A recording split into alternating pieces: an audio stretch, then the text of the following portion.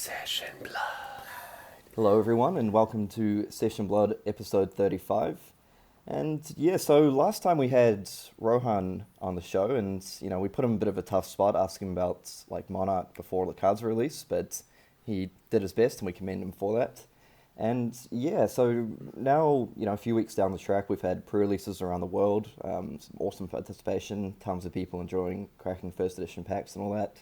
People have had their first chance to play a little bit of sealed Monarch.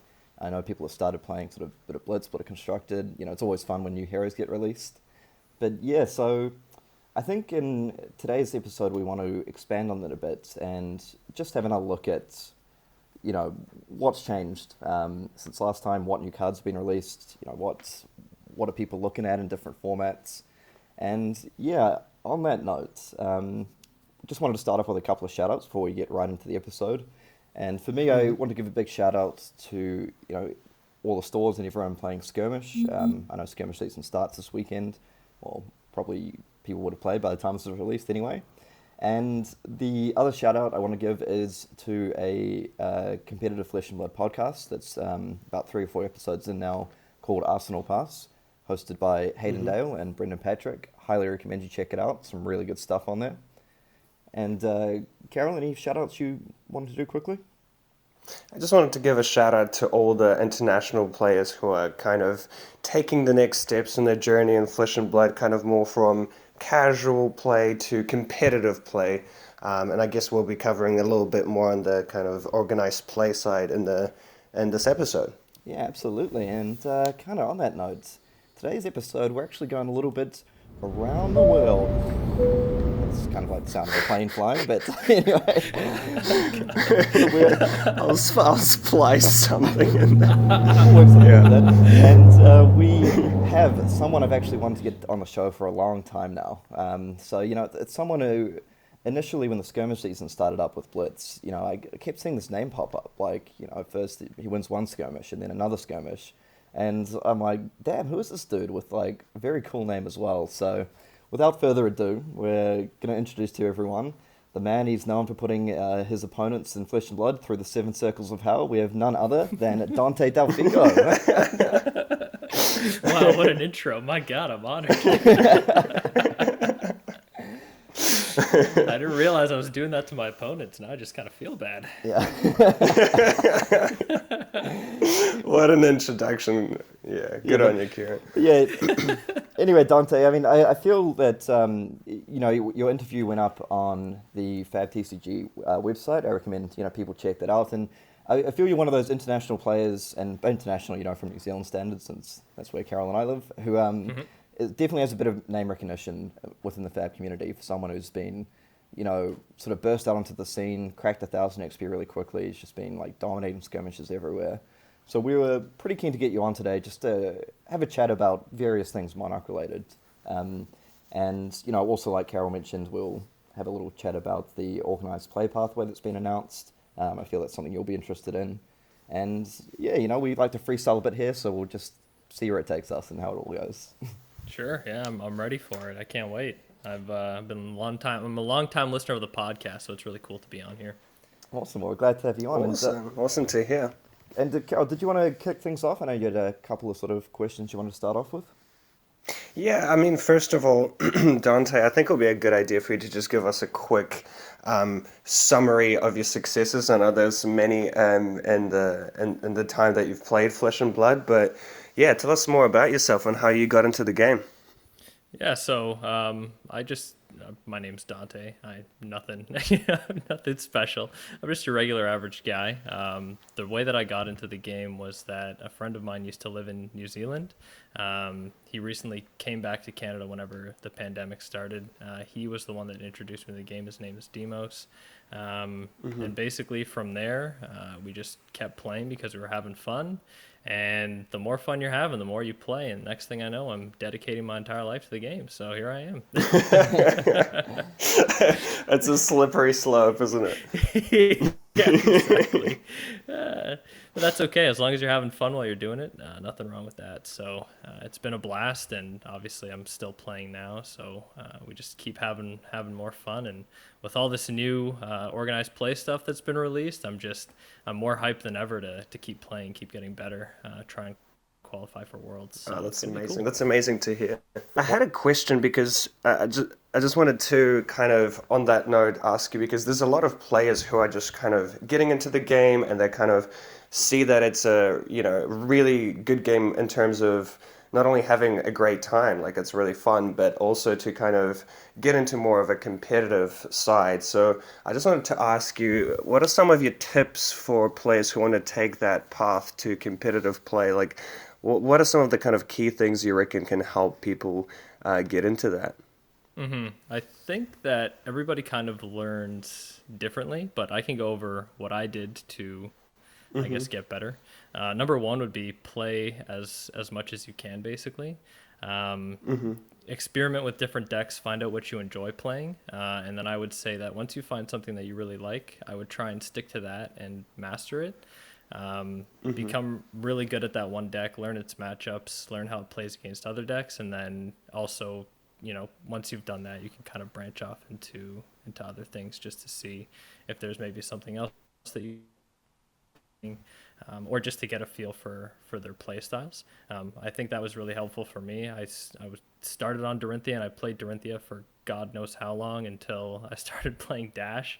And then after Dash, I went to Ira for Blitz. And I never looked back. And I think that the reason that I saw a lot of success is because I stuck with one hero and I didn't try and play 17,000 different decks, which helped me monetarily because it didn't cost me an arm and a leg to buy all these cards. I only needed to buy one deck, and it also just helped me learn how to play the deck very efficiently, I guess. So that would be my one recommendation. My other recommendation would be, as I guess different tournaments are streamed. I know that there was a CC tournament that was streamed by Dice Jar yesterday, if I recall correctly. Yep, that's the one. Yeah, and I think there's another one being streamed tonight, but it has all the new Monarch stuff. I would recommend watching those to see how some players are playing the new decks, and it might help you get an idea of, I guess, what looks good or what looks fun.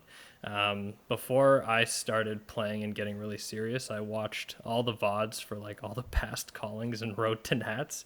Even if they were outdated formats, I would still watch them just so that I could see what players were playing and how they were playing. I found that was really helpful too. So being able to watch gameplay and see, when I first started, there were barely any YouTube videos, so it was pretty hard to find content. But now there's content galore for competitive fabs. So it's really good to be watching that stuff and getting an idea of how other people are playing and get their ideas and thoughts on different formats and matchups and things like that. Yeah, because I think from the first constructed calling, there's a semi-final video up on there of some like real top ninja player playing its warrior. But yeah, it was all right. I don't know. Nothing special. It's got I won a career highlight before I was swiftly binned off in the final. So. No, but I think that's really good advice, particularly as the hero pool expands, just maybe starting with one or two heroes and really sort of learning the ropes on those, seeing how they go, practicing a lot. And I think it's fine to branch out on come up with some wild decks on other classes and play it a little bit back and forth. But it's one of those jack of all trades but master of none kind of things. Definitely an issue I had when Arcane Rising came out is, I just tried, spend like 3 or 4 days on all the different decks, but then sort of really struggled to finalize and lock into one, because the 3 days I spent on Wizard never to play the class again didn't really help out a whole lot. So yeah, no, I do think that, sorry, you oh, sorry. No, please continue. Oh, I no, hate to cut you off. Yeah, no, that's fine. I was just going to say, yeah, I feel that's quite good, because I feel you get a bit of experience playing outside the classes, just playing a lot of tournaments and all that as well. But yeah, sort of specializing is, I think, quite important just to sort of learn the game in the initial stages. Yeah, I think you'll have more fun learning the game on something that you enjoy playing too. If I started with like Azalea, for example, I would have never kept playing. I would have hated this game. So I mean, you gotta start with something you like and something you have fun on. And if Azalea is what you have fun on, then by all means. But that's just my example for something that I certainly did not have any fun on when I tried it. So I think that it's really important to play something that you enjoy, and it'll keep you. I guess it'll give you longevity with the game because you're having fun while you're playing and learning. Yeah, absolutely. And I suppose just moving on to sort of more specific, like competitive questions, I suppose, with the release of Monarch. Cal, did you have a couple of questions you wanted to ask about some sort of key cards or classes that have popped up? Yeah, I mean, we have here in Australia and New Zealand, I've heard, I mean, obviously most of your successes come from the constructed formats like Blitz and Classic Constructed, but we've heard that you're quite an avid limited fan. And with the two callings coming up that are both sealed Monarch, I was wondering if you could give us your take on how you would approach those tournaments. Yeah, for sure. I've been playing limited nonstop for the last couple of weeks. I've been having a great time. Every box of Monarch that I've opened, I've kept all my sealed pools. Nice, So nice. We love that. just We love that. yeah, they're all sitting in the basement, and I basically take one out every day and play with a friend, and we just play limited like that. We got a draft group going, so we're trying to get some practice in there. We don't even have any events that are coming up that are limited. I can't even leave my house, but I'm still practicing anyway because I find it fun. But I think that a good way to approach limited is not. I find that a lot of people kind of go in, and especially with the way that some of the pre-release events went, everybody's kind of going in thinking, how can I build the best Prism deck? And I think that is definitely the wrong way to go about it. You definitely have to look at your entire sealed pool and think about a strategy to be able to win the game with the cards that you have. Sometimes you have really good cards for a certain hero, but you don't necessarily have a way to win the game. And I find that a lot of newer players specifically fall into a trap of, okay, I have the most cards for Bolton, let's say. So I'm going to play a Bolton deck, but none of the Bolton cards that you have are really effective, and there's no real strategy to be able to actually win the game. I feel like this concept was pointed out pretty well, actually, in the pre-release event that you guys did at LSS. Jason Chung was building his deck, and he had this insane Levia pool, and everything looked like it was going to Levia. He had two Majestics. It looked so good, and then he ended up settling on Prism, and that was because he didn't necessarily have a win condition with Levia, whereas he was able to identify that he did have pretty good win conditions with Prism. So he switched his deck to Prism instead to make sure that he did have a way to be able to win and close out the game. And I think it's important to be able to identify that when you're building your sealed pool to make sure that you have the best chance at winning your game, basically. Yeah, I think that's a really good point and something that players should pay attention to and just listen to what Dante just said because I think even going back to like previous limited formats as well, like if we cast our minds all the way back to Welcome to Wraith back in the day, being 1 or 2 years ago. But there was definitely this thing of, Bravo being just like the seal deck, the class and seal deck. Like, no matter what, if you have a bunch of blues, you just throw them to Bravo and you hit with Anathos over and over again and eventually you win. And I think like as a fallback strategy, if your pool wasn't very good and you had a bunch of blues, that was fine. But I feel players did fall into that trap a little bit of not really having a look around at their other cards and saying, like, wait a second, I've got like a Dorinthia deck, I've got my Refraction Bolters, I've got a bunch of strong attack reactions. Maybe this could be a path, or something like a, Katsu deck, Katsu Control, Katsu Aggro, with a lot of, chipping away with Kodachis, using defense reactions, and like winning with things like Razor Reflex. Because, yeah, like sometimes the what is seemingly the most consistent strategy isn't necessarily going to be enough, particularly at like these big professional tournaments. If you're just sort of treading water and your deck is just doing fair things every turn. So like, I attack for 5 damage and now my opponent blocks for 5 and I'll attack for 5 again.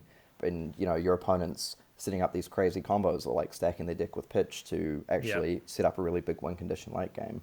And I think, like you mentioned there, for players, looking at sealed deck, I think it's actually a really good idea to sit down and be like, what makes this class tick? What are the critical cards what are the signposts in my sealed pool that I can look to that says maybe I should be looking at this deck, or if I'm playing Levia, what do I need to win this game? Like, I might have a bunch of 6-power cards, and my hero ability says something about 6-power cards, but do they actually gel together into a cohesive deck?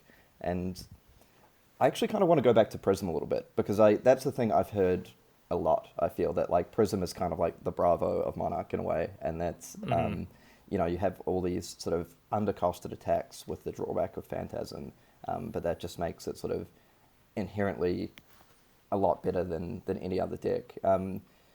Are there, like, what would you be looking for in, say, like a Prism pool, for example? Like, are there certain cards that you're looking for that would actually push you into that deck rather than just having like a critical mass of big power attacks, for example? Yeah, with Prism, specifically, I look for cards like Phantasmify. I think the red one buffs your next attack by 5 and gives it Phantasm, which is just a wild number. It only costs 1, 2, and most of the other Prism cards cost 2, so you really only need a blue to be able to play that out. Specifically, I feel like the card that you really want in a Prism pool is the Dreamweavers.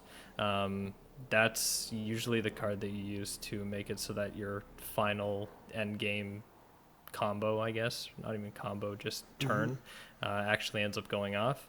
And usually you want to be able to set up a Phantasmify into one of the dominated attacks, like a Herald of Tenacity or a Herald of Judgment, I believe, is dominated, maybe. Is it? I don't know. I can't remember. One of the heralds. I think it's the Erudition. Yeah, the Majesting. Yeah, the Erudition. Yeah. So Herald of Erudition, but you're probably going to get a Herald of Tenacity in your sealed pool because it's a common. And if you're able to dominate a Herald of Tenacity that's been buffed by 4 or 5 with a red or yellow Phantasmify, and break your Dreamweavers, there is one defense reaction, I believe, that can be like one generic defense reaction unless you pull a Majestic, but there's only one generic defense reaction in the set. The chances that your opponent's going to have it and that they have their armor still up at that point of the game is going to be pretty low, if they even have any armor to block with. So that's usually the strategy that I go for, is just to buff a big dominated attack and then break my Dreamweavers to be able to play that attack out, to deal just a large amount of damage on the final turn of the game and be able to close it out. Nice. Kind of poetic, you get rid of the Dreamweavers to crush the opponent's dreams. I like it. I think like the first game I ever played of Monarch Sealed was, or maybe it was Monarch Draft, I can't remember, one of those two anyway. I was playing Prism against Carol, and I went like turn 2. I played like 2 red Phantasmifiers and like this giant dominated attack with Dreamweavers. And I'm like, all right, I'm pretty good at this game. I just remember, I had no idea what I was doing, and I drafted Bolton, and I just had like a bunch of second swings that I couldn't even pump my first attack. I was just like, okay, I guess a defense for 3. That's a use, but yeah, when you're getting attacked for like 11. And with opponent using only like 3 cards, I was just like not having fun when Monarch first came out. But yeah. My first. But yeah, talking about the some same fate. Yeah, I feel like it is one of those things that. Curse. Yeah, it's one of those digs that you kind of like when you play it first, it's not very intuitive, and then you kind of learn how to set up with it and actually gain advantage with it. But yeah, talking about some, like Bolton, for example, what are the cards that you look for to make a good Bolton deck in Sealed? The one card that I really look for is Take Flight. I think Take Flight is the best card in the deck. I don't know. I'm trying to think of if there's anything better, but I don't think so. Take Flight, I feel like, is your main enabler. If you're able to get some of the Majestics, like Lumina or Bolting Blade, I mean, those are great too. But I feel like the main card you want is Take Flight. And I guess the highest tier of card that you could possibly get is probably via the Vanguard. That card is nuts. If you get more than one via the Vanguard in your sealed pool, I feel like you have no reason not to play Bolton. Via the Vanguard is just so good. Everything that Bolton wants it to do. If you have like 2 cards in your soul and you have a V of the Vanguard turn, and you charge 2 more, I don't know, you can just go nuts with the amount of damage that you're doing in that turn. I've probably dealt 20 plus damage in one turn just by having, a V of the Vanguard in a full hand and just taking some damage from my opponent the turn before, and then swinging back for 20 plus damage, which is a lot, especially in sealed when everything blocks for Yeah. 2. So it's pretty crazy. But if you can get a V of the Vanguard, that's really good.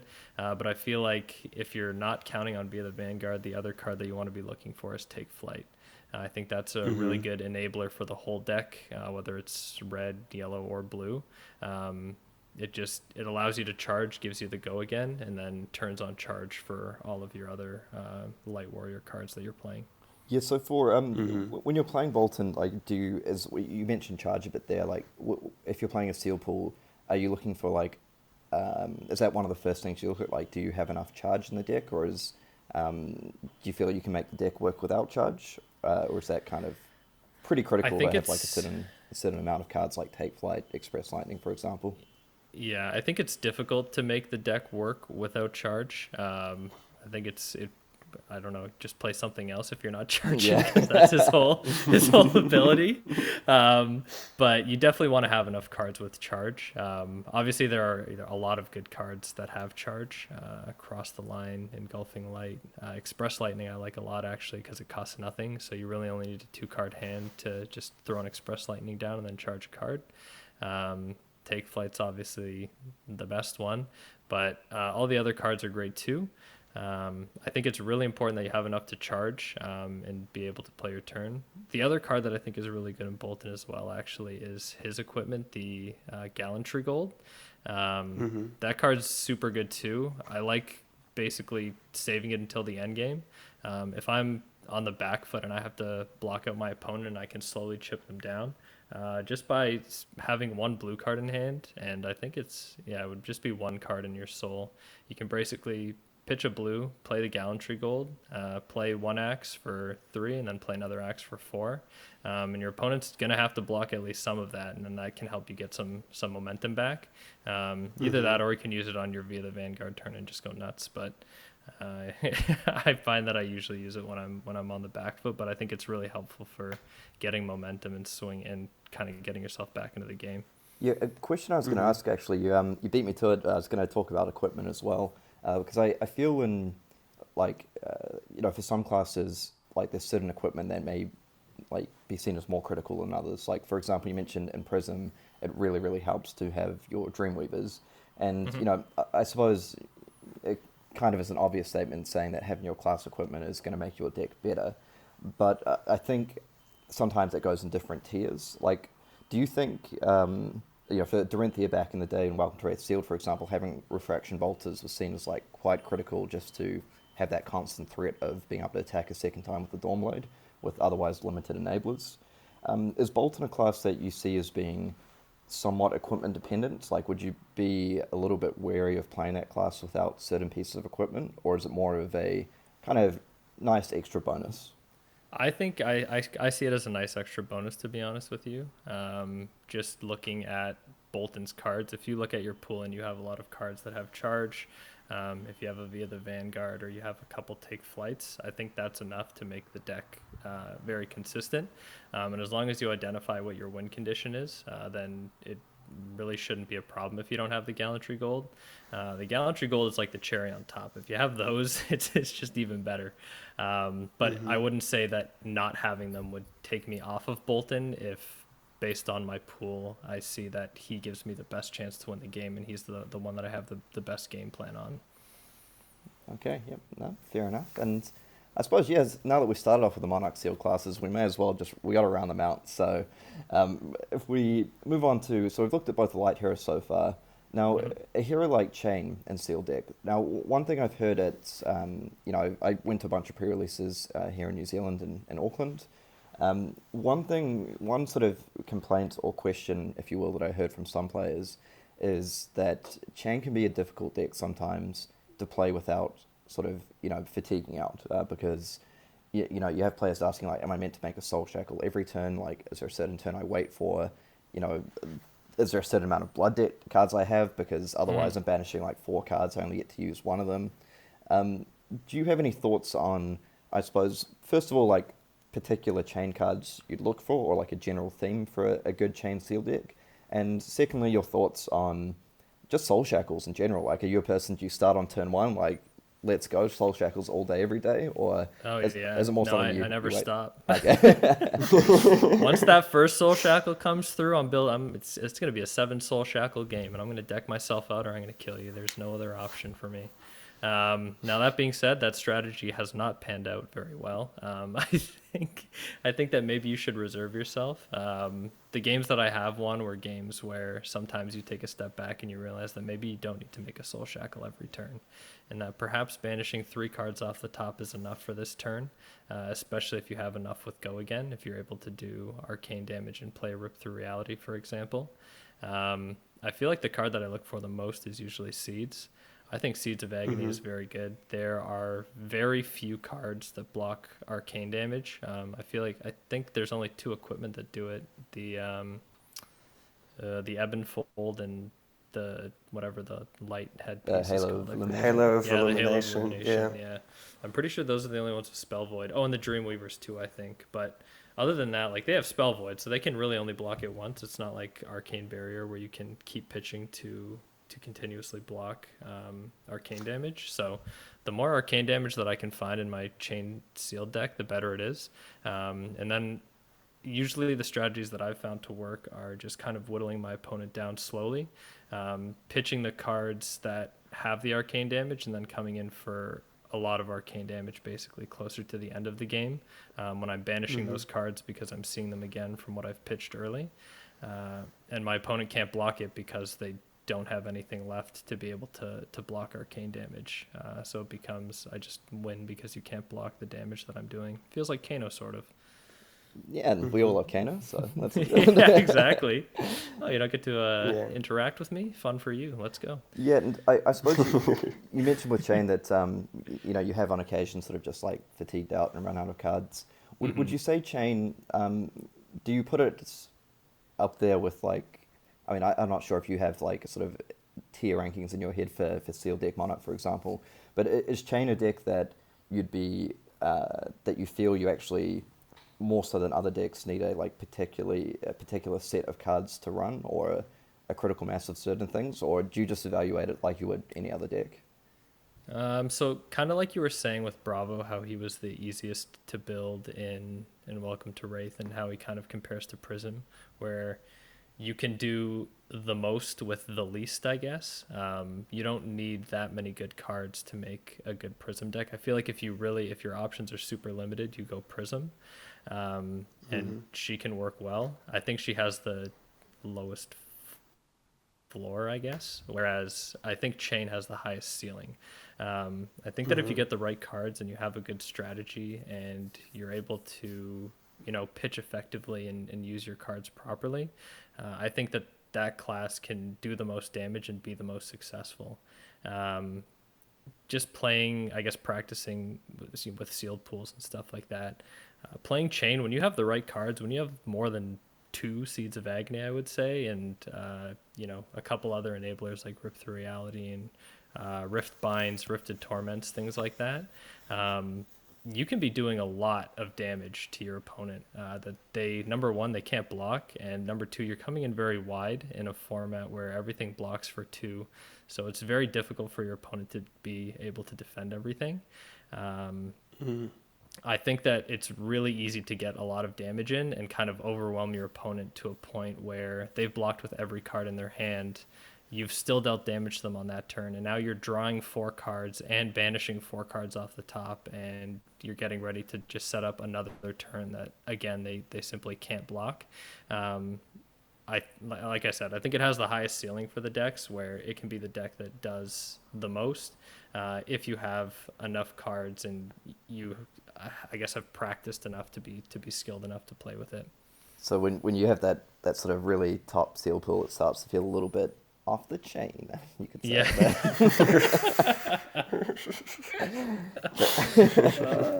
Yeah. I thought Carol was the dad, That's- man. You're coming in with all the dad jokes. Yeah, Carol got to decide that he lets me do my thing. Yeah.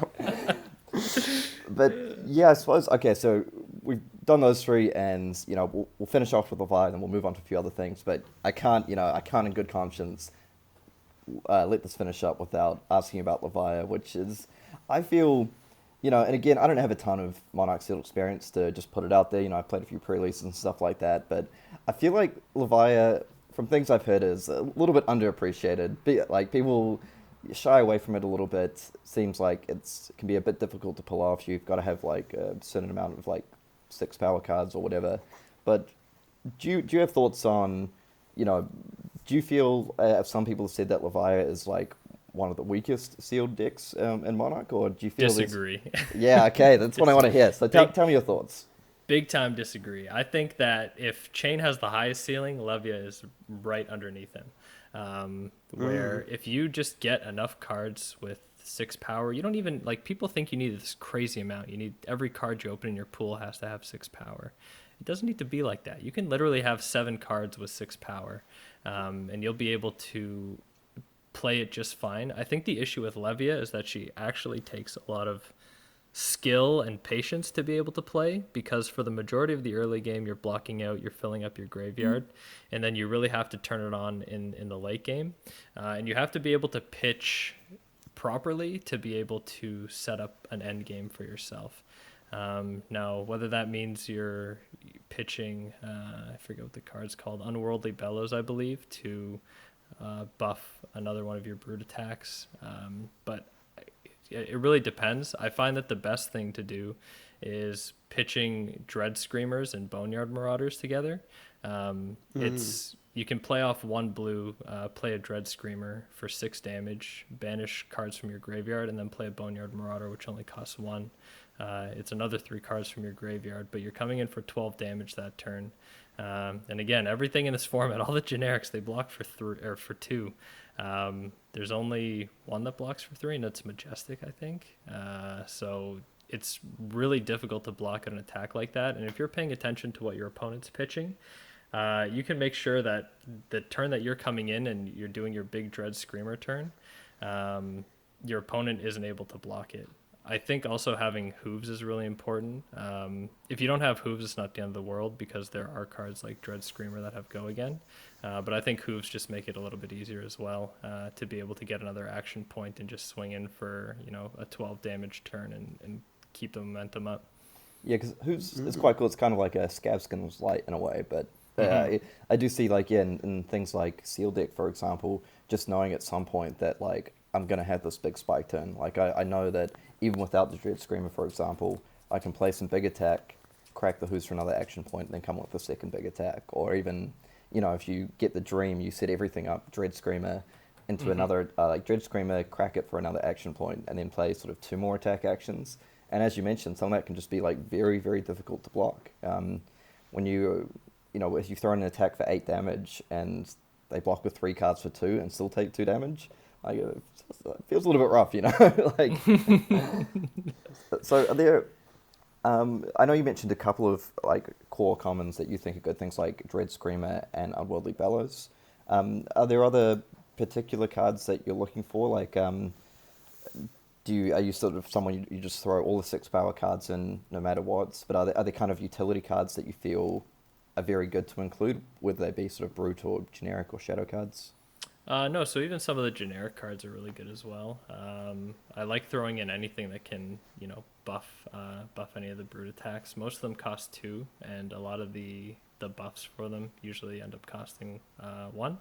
So that would be things like Warmonger's Recital, for example. It's a good way to just buff your attack. If it hits, it goes to the bottom of your deck. Or you can choose to put it on the bottom of your deck, which is another good way to set up the bottom of your deck for your end game. I think that, I don't know, it's tough to say, but I find that what you're mostly looking for is 6 attack cards, and those don't all have to be brute cards. You can get something like Lunartide Plunderer, for example, which is a great card, but that's a shadow card, not a brute card, and then just any 6 attack generics as well. I think that a lot, like the trap that a lot of people put themselves into is that they look at their brute pool and they see, oh, I only have, 5, 6 power cards in this brute pool. But they don't take a look at everything. You got to look at your shadow pool. You got to look at your generics too. You can have like 12 cards that have 6 power, and that are really good, and they'll help you pull off your end game strategy. Make sure you're not taking blood debt and all that. I think you just have to look, but it's definitely one of the harder decks to play. I think that it's less about your as long as you have a strategy to win, like having Dread Screamers or having Hooves or something like that. It's more about how you set up your deck for the end game through pitching. I find that the only ways or the majority of the ways that I was able to win were with efficient pitching and making sure that I was setting up for an end game strategy that I was playing towards. Whether it's like like back-to-back Dread Screamer into Boneyard Marauder turns, or buffing just attacks to make sure that even if my opponent blocks with their whole hand, I'm still able to get over whatever they're blocking with. Yeah, absolutely, because I believe Brute has like access to a few cards that dominate, things like Consuming Aftermath, Shadow Rare. Yep. There's another one, which I forget the name of, but a Brute card, if you banish a 6 power card, it has Dominate. Convulsions from the Bellows of Hell. That's the one, yeah. That's that's a The pump. longest name in the game. Yeah, that's a pump solver. There's also an attack, I think, that just has built-in, like, Writhing Mass. Or something Oh, like yeah, that. that's right. But yeah, Levia is one that I find really interesting, because, like you say, I feel I've been a bit guilty of that. I look at my Seal pool, and I'm like, oh, not enough 6 power. In the bin, let's have a look at my Prism pool or something like that, you know? but I think it's a very interesting deck, because, like you say, you have to be very careful with your pitch order, and also I think you have to like be pretty good at judging the tempo of the game, because I feel I found sometimes, I'm doing all right on Levia, things are going well, and then, I banish a bunch of, I just throw out my cards that banish a bunch of my cards early, and now I've got like 4 cards in Blood Debt. Then I drop my hand, it's not that good. My opponent puts a lot of pressure on, and I'm forced to block, and I take 4 damage from lose 4 life from Blood Debt. And then once you fall into that cycle, I feel it's very difficult to get out of it. And also, the last thing I'll say on Levia, I feel is quite cool, is that like 6 power cards in graveyard is almost like an additional form of resource. You have to not only account for like pitching, so you have an appropriate number of resources to play your cards, but also making sure that, if you just banish a bunch of your 6 power cards from your graveyard early, that can not only be difficult because it turns off Levia's hero ability, which turns off Blood Debt, but it also means that you're not getting these really important additional effects like Dread Screamer go again, for example, or Convulsions, getting the Dominate effect, all these things. So I think it's a very cool hero, and I'll be really interested to see, just generally speaking now, of how the 2 callings shake out with Seal Deck and then draft play. I mean, we haven't spoken a whole lot of draft. I suppose we can maybe touch back onto that. But one thing I wanted to move on to now is, I know Carol mentioned it earlier, is the Organised Play Pathway. Because I can see that, it was published on the FabTCG website recently, and a lot of people are quite excited about it. What are your thoughts on this generally? Because I know you've played a lot of skirmish events due to things like local health and safety guidelines. There's been a lot of restrictions on gatherings due to COVID, but touch wood, fingers crossed, as things start to clear up a bit. There'll definitely be a lot of these like bigger in-person events. Is that something like you're quite excited for? Is that something you'd consider like traveling to different regions to playing things like big events like the Callings? I just want to get your thoughts on how you see this going forward. Oh yeah, I can't wait. As soon as I saw this announcement this morning when I went into work, I checked how much like vacation days I had basically. I still had quite a few, so I'm looking pretty good. But I can't wait to travel. I've got plans. I don't know where the events are going to be, but if I were guessing, if I were a betting man, I'd say probably if there's going to be a calling, it's going to be in the States, and it's going to be in Florida or Texas, because they've basically been living like they don't have COVID for the last year. So I would assume that it's going to be there. They're living a whole different life. I got friends in Florida and Texas, Rob Seigel and Brendan Patrick. They live in Florida and Texas respectively, and Oh my gosh, they're like, yeah, I want it for dinner tonight. I'm like, wow, what's that like? Because I've been trapped in my house for the last 6 months and it sucks in Oh no. Canada. It's awful. But yeah, so I can't wait. I'm really looking forward to going to calling specifically because I know there's going to be players from all around the world in those tournaments, and I know it's a bigger deal than winning a road to nationals or something like that. Not that I think I'm going to win, but it would be nice to try. If I even top eight, I'll be proud of myself.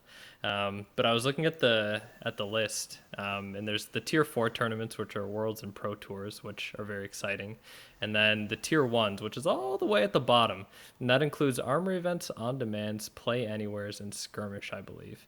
And that was depressing for me to see. I was like, okay, the skirmish master, I'm nothing.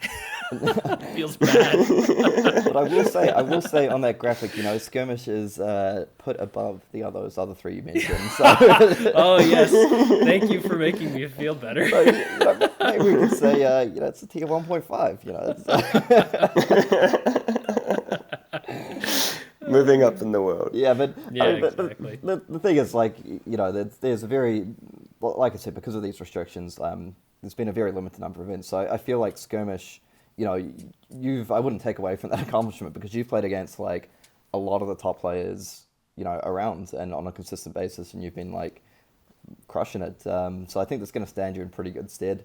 But I think, like, stuff like World Championships and Pro Tours. I know back when I played sort of Magic about, I don't know, geez, I was going to say 10, but probably more like 15 years ago.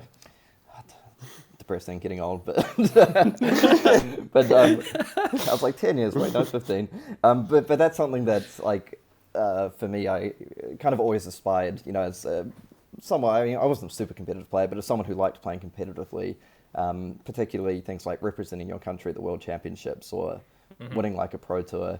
Like, is that kind of a big goal of yours to, represent Canada at the World Champs? Oh, for sure. Yeah, that's the number one goal right now is to qualify for Worlds. I don't know how many PTIs it's going to take, but I'm going to do whatever it takes to get me there. Do you guys know? Are you guys allowed to divulge that information, or is it just, kept under wraps? Yeah, so you can use your PTI for Worlds.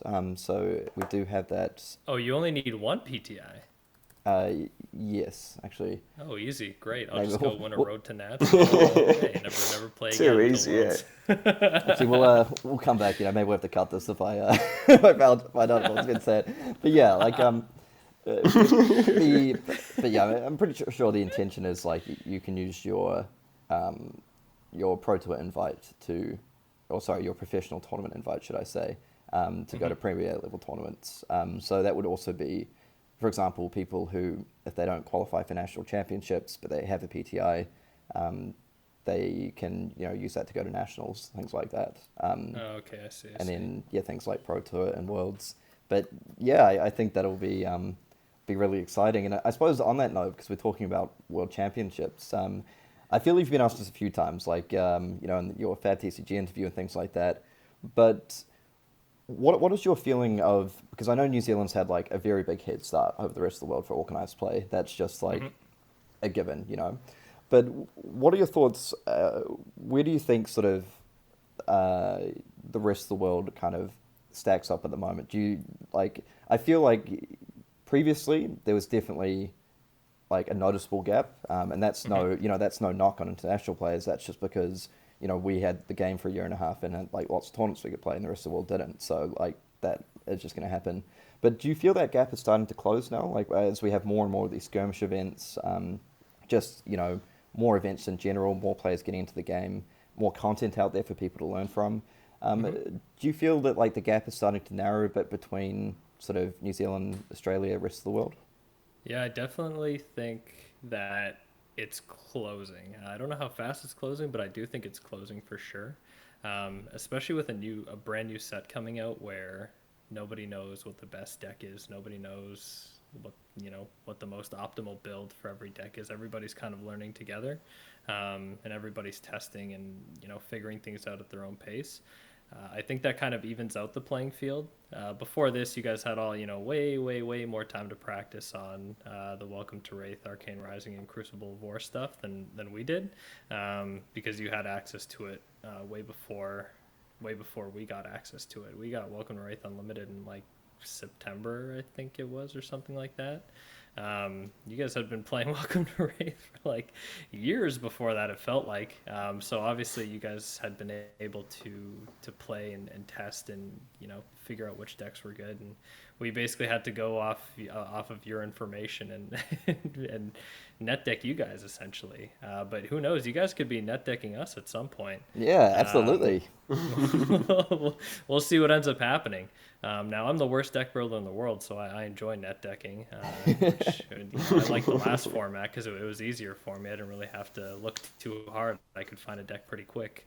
Now I have to wait and bide my time, which I don't love. But I think the gap is closing, and I think that now that everybody's getting access to the sets all at the same time, we're all getting the same preview season, we're all getting to test the same cards. I think that the gap will slowly close more and more. That being said, I think that the overall skill of players in New Zealand and Australia is higher than the skill that's around the rest of the world right now, and that's just because you guys have more practice at this point. But as more and more players start putting in the reps basically to get better and play more, I think that that'll continue to kind of shrink, and then at some point we'll all be on an even playing field, and it'll be Worlds, and we'll all have a great time. Yeah, absolutely. I mean, to give my thoughts on that, I completely agree. I feel like, say anywhere from 3 to 6 months from now, when there's, big tournaments involving a lot of different people, obviously dependent on the COVID situation and all that sort of thing, but even like online tournaments that people host, I know a lot of, skirmishes in some regions are going to be held online due to local health and safety guidelines, but I really look forward to, and I fully expect this to happen, a point where, there's a bunch of New Zealand and Australian players sort of jumping into these tournaments, and then them getting sort of a bit of a surprise, that they're so some of these sort of international players where we're thinking like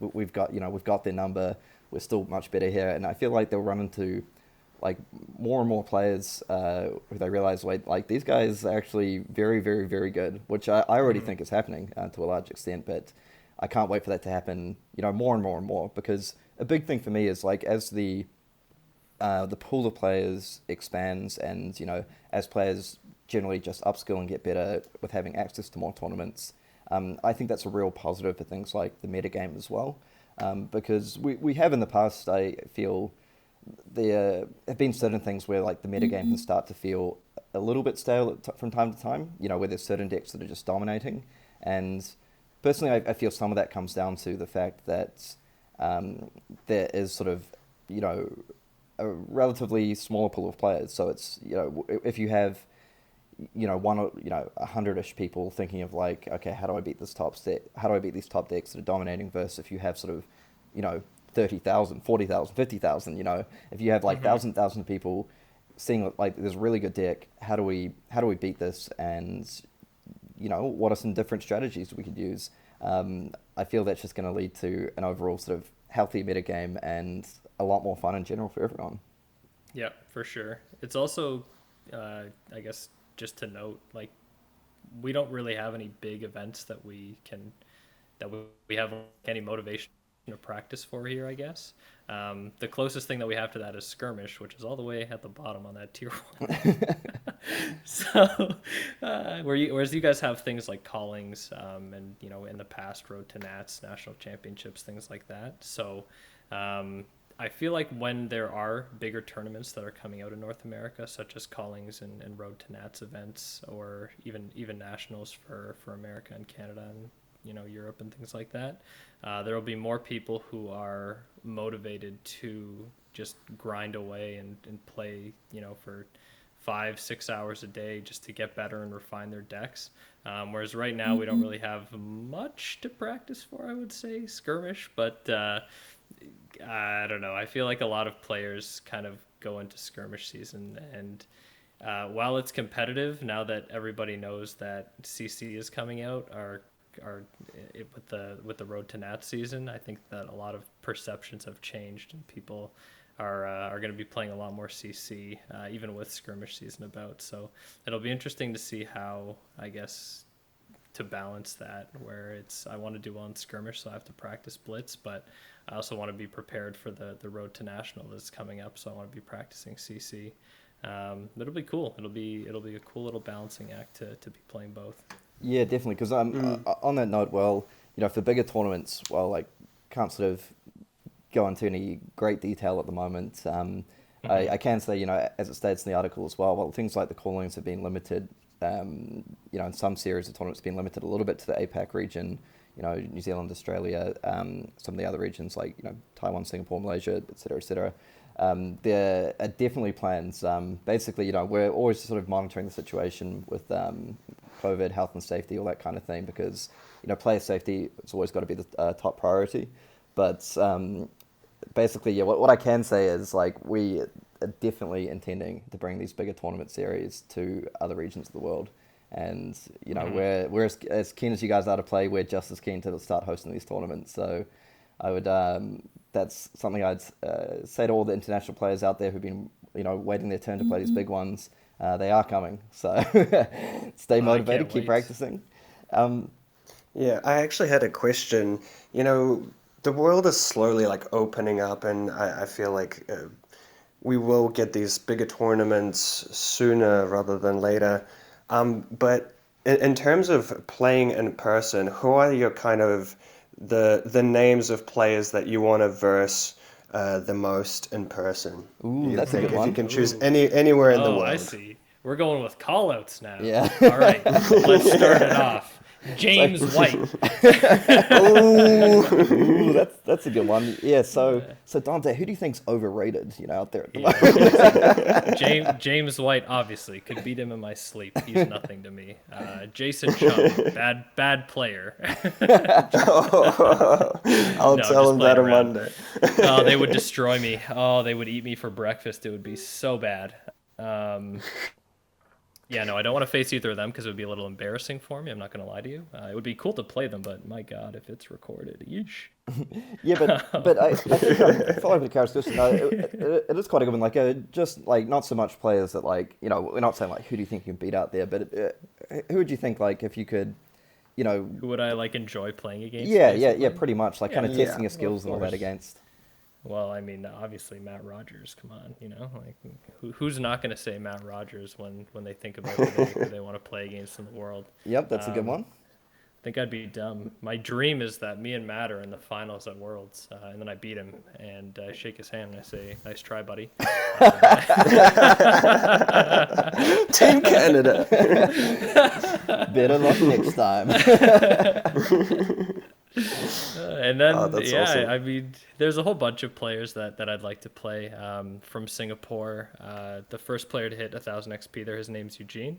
Him and I have become pretty good friends over Skirmish season. I would love to play him in person. I think he's a really cool, just nice, genuine guy who's really good at the game.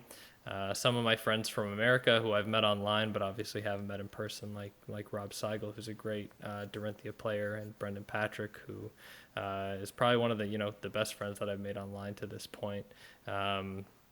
We do a lot together, so it would be really cool just to meet them in person and be able to play against them.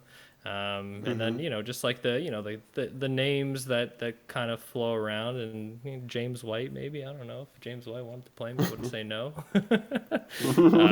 But yeah, just stuff like that. I mean, obviously there's a whole bunch of really great players, and I'll play against anyone really. But I would say that Matt Rogers is probably at the top of my list because he dodged me in the Red Riot Games tournament because I couldn't perform. So maybe I'll do better at something like a Calling or Worlds, and I'll get my chance. Yeah, nice. That Kieran guy, he's pretty cool. Love to play him. Yeah, I agree. Well, I mean, are you guys even allowed to play anymore? You're devs, right? So, well, actually, You know, kind of more on the OP side. Only Carol's a dev. Kieran's not a dev, so you could probably play. Yeah, I mean, Let's I feel we'll get some TTS games in or something like that. I feel by the time. Yeah, Dante, we are allowed to play skirmishes, so maybe we'll catch you on one of Are you really? the tier No way. 1.5. Yeah. Oh, okay. See, tier 1, it's all go for us. Yeah, I think Dante. But by the time we play in person, I think you'll make pretty short work of me, to be honest. But I'm not so sure. I've got the old man reflexes. I've had my time in the game. I think it's coming to an end probably. So we'll see. yeah, because sorry, Carol mentioned as well that as the world opens up more, but you did mention a lot of people sort of. When they have to, they play online. When you're sort of not able to go to local game stores and stuff like that due to the COVID restrictions. But I also know, a little bird has told me that you've been testing with a few of the Kiwi players and a few international players. How have you found that? Has that been something that you found sort of quite helpful for testing new formats, or they're all just a bunch of scrubs, no good? Bunch of scrubs, yeah. Oh, they're all just garbage players. And for people who are listening, some of these people are my friends. That's why I'm making fun of them. So no, they are very good. Like I said, I think that the skill differential is pretty clear. Playing against some of the top New Zealand players. I don't know if they want to be named. I don't know if I'm allowed to name them, so I'm just not going to. Oh yeah, no, that's all good. Yeah, but playing against some of them, it's pretty night and day from playing against some of the other, just regular people in Canada that you play in like armories or something like that. You can tell that they have put a lot of time into the game and that they have a very clear understanding of what's good, what's bad, what works, what doesn't work, and why that is. So it's pretty cool to be able to play games with them and pick their brain and understand what's going on.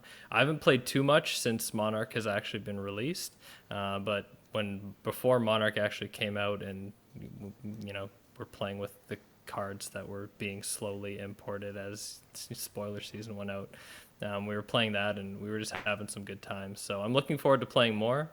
I'm probably going to be playing with them this week, but they are very good players. So I can see why you guys used to test with them.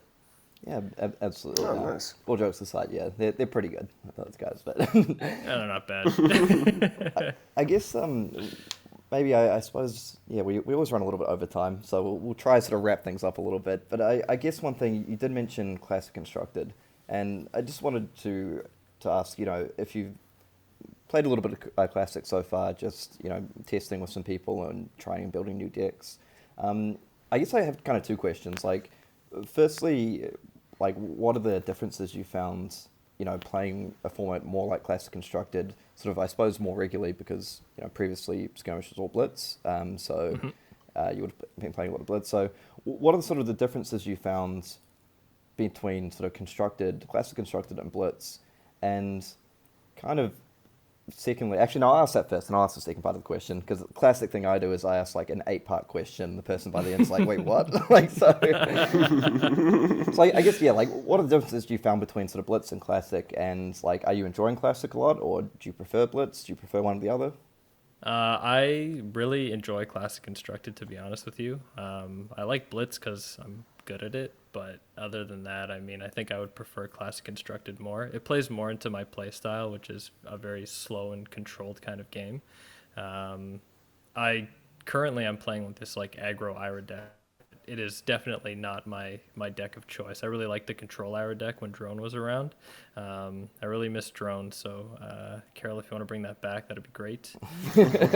Sure, no worries. It'll also completely break Levia, but that's okay. Who cares really?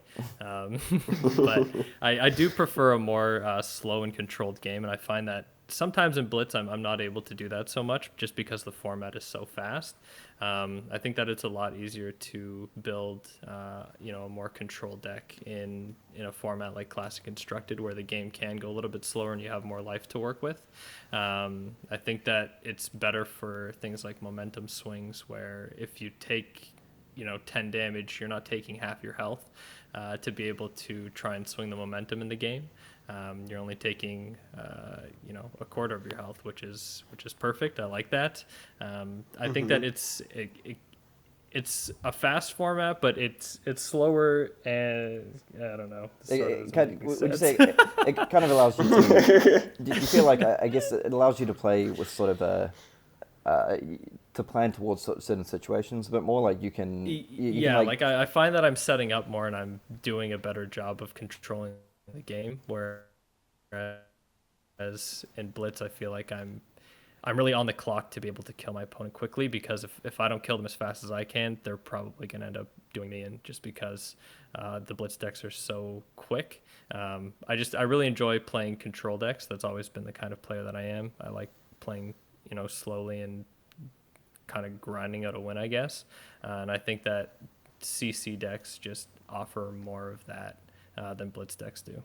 Oh, no, that's a good answer, I feel. And I suppose the second part of my question, which I was going to lump in with this, but do you feel that with the release of Monarch, that's added sort of like a significance, or like basically another layer of complexity to the game? And this would go towards both, I suppose, Blitz and Classic Constructed decks, where I feel like previously some of the decks that we've seen dominate, if we look at Classic Constructed, things like mid-range dash control, or Ira and Blitz, which you're very familiar with, are these decks that they lend themselves to that sort of control play style, but once you've put like a lot of work into it, I feel it's some of those decks that you feel pretty confident going into it that you can kind of, to use some North American terminology, you can kind of throw a no-hitter in, for example. Like, you know that you can do everything right, and there's kind of not too much that's going to be thrown at you that you can't deal with. You kind of play to your specific game plan.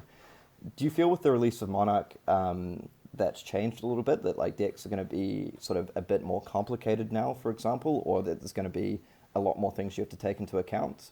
Or do you feel like I'm mischaracterizing that a little bit, that it's a similar thing, but there's just more cards in the game now? No, I think you're right. I definitely think that the Monarch heroes are a lot more complex in terms of their game plans and their play styles than a lot of the Welcome to Wraith or Arcane Rising heroes were. I think that there's more things to keep track of when you're playing as the Monarch heroes or even against the Monarch heroes. Additional zones like, your soul and keeping track of what's in Levia's graveyard, for example, and seeing how many 6 costs are in there. Keeping track of how many cards are in a Prism soul and what she'll be able to do on her turn if she's able to get a Spectral Shield token out, and this and that. I feel like there's a lot more that goes into a lot of the new Monarch heroes, and that they're going to be a little bit more complicated to play. I think that for I guess newer players that might be a little bit scary, but I feel like as time goes on and people kind of end up figuring out the decks and figuring out optimal builds for them, there'll end up being easier to play, I guess, if that makes sense, just because there'll be content out there for people to learn from and players for people to learn from, whereas right now I feel like everything seems very complicated. And that's just because it sort of is. They're brand new heroes. Nobody really knows what the full potential of any of them is, because I wouldn't say that there are any lists out right now that are very well tuned and are clear meta shifters, I guess, if that makes sense. But I think they're all very good.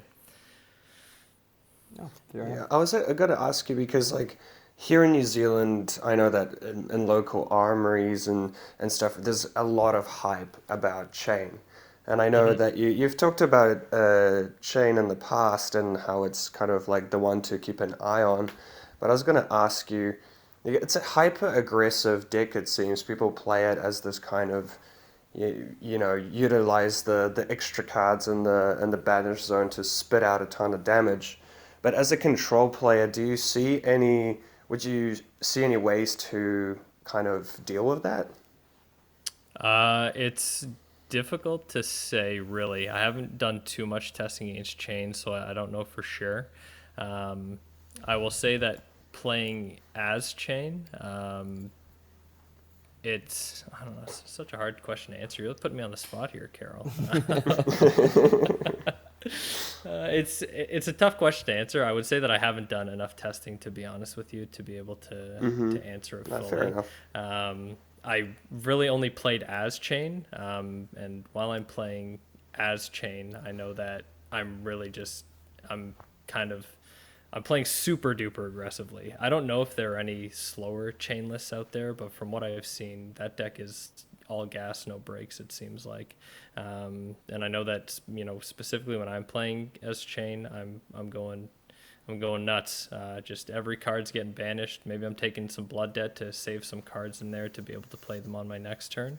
But I find that the games where I end up losing as chain are the games where my opponent's able to either out-aggress me, like put on more aggression than I'm able to, and kind of get me onto the back foot, or games where not necessarily, I guess, aggression, but they're able to have a huge pivot turn that they've been setting up for.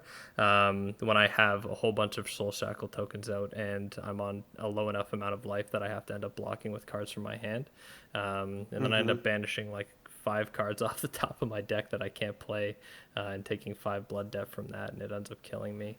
So I think if you're able to time your turn properly, your big momentum swing turn, I think that he's definitely a deck that's beatable. I wouldn't say that he's ultra OP or anything like that, but I think that it's just going to take some time to be able to test and finely tune some of the new heroes and the old ones to be able to deal with him and like figure out the play style. Fair enough. Yeah, no, fair enough. And I think that's probably bringing us towards the end-ish of the episode. Did you, I suppose actually one final thing I'd ask, we can cover this very quickly, but do you have any like very general tips to players? Because I know the calling is split up into sealed and draft. Do you have any sort of very general tips to players on what they can do for their, basically general drafting tips? Mainly towards sort of maybe like pack one, like are you someone who prefers to stay open? Do you like taking like talent cards first, generic cards, or do you just like to commit, lock in? Any sort of experience there? Yeah, I usually go generic cards first. I don't like to lock myself into anything. The only time that I'd take maybe a talent card first would be if it was a really, really good talent card. The one that stands out most to me would be something like Shadow Puppetry, for example. Yep. I think that card is excellent, and I want that in every deck that I play. So if you see an excellent talent card, then I would recommend going for it. But I feel like keeping your pool open by choosing good generics is probably the best way to go, as it usually seems to be. But if you have a specific strategy in mind and your pack one, pick one ends up being the very start of that strategy, like if you're super committed to Levia, for example, and your pack one, pick one, you get a red Dread Screamer and you just think I'm going for it, or a Hooves of the Shadow Beast or something like that, then I mean just go nuts. But I would recommend probably keeping your options open until maybe some of the later picks in the draft, just to be able to solidify a good deck for yourself, instead of locking yourself in right away and not being able to draft an effective deck because of it. Fair enough. And I suppose the final question for me is, it's let's say we're in the future, or somehow you've made it down to New Zealand, which I suppose isn't going to happen. But anyway, you're in the... At some point, I'm coming down for sure. You guys are going to have a calling down there, and you'll see me. Also, you're in the top 8 draft of the Monarch calling. Now, pack 1, you've drafted some pretty good chain cards. You're pretty happy about your deck. Pack 2, you open it up. You're going through the cards. You see a Seeds of Agony. Like, this would be great. You get to the foil. It's a cold foil library. What do you pick? I don't take the library. I'm trying to win the calling. Yeah, that's what I want to hear. Good man. I don't care about my $3,500 librage or whatever it is. Doesn't matter to me. If I'm there to win the calling, if I spent my plane ticket money and my vacation days on going to the New Zealand, that library can go straight to the next guy. Yeah. Next thing you know, you're first that person in the finals of the draft, and they drop the library turn one. It's okay. I'll just discard 2 yours and make him destroy it. So yeah, yeah, fair enough. All right, and I guess, yeah, that pretty much wrapped things up. Actually, before I go, can I ask, are you a basketball fan at all? Do you follow the basketball? I follow basketball a little bit. My bracket's not looking so great right now, I'll Okay, be honest who's with your you. pick to, who do you want to win the NBA championship this year? Well, who do I want to win? And who The do you think will win? Raptors. Who do I think will win? I think the Lakers will win. Ah, good man. Yeah, LeBron James, Lakers all day. There we go. Sorry, not strictly Fab related, but I had to get that in there. No, yeah, of course, makes sense. No, yeah, I think that pretty much wrapped things up. Unless you got any final questions you want to go through, Carol? Oh no, no. I just want to say thanks for jumping on the show. It's been really nice to have you, and it's really nice to get an opinion of someone from outside our New Zealand bubble here. So thanks so much for coming on, Dante. I really appreciate it. Yeah, no, I'm happy to be on, guys. Like I said, I've been listening since, well, I wouldn't say since day one, but I've been listening since day one for me. Yeah. So it's been really cool. You guys were the first like Fab content that I ever watched on YouTube. I remember messaging my friend, and I was like, "Where can I find good Fab content?" He's like, "There's only one place. Everything else is garbage." And he sent me you guys, and I just absorbed as much knowledge as I could. So I would say that half the reason that I'm on the show is because of you guys anyway. So I want to thank you guys awesome. and say, stop thanking me. Thank yourselves. Oh, awesome. Well, thank you for your thank Good you. to hear. But yeah, but like Carol said, honestly, thank you so much for coming on and spending your time with us today. We've actually, yeah, we've been wanting to get you on for a while, but we end up like having crazy schedules, or we just had to record one last minute. So it's great, It's we can't be a competitive podcast without getting the one and only Dante on the show. So thank you very much for joining us and sharing some of those opinions and thoughts on the new set with us today. Yeah, happy to be on, guys. Thanks again for having me. All right. Awesome. Thanks Sick. for listening, everyone. And yeah, we'll catch up with you sometime in the next week or two. And yeah, the calling's quickly approaching. So whether we do one before or after that, stay tuned.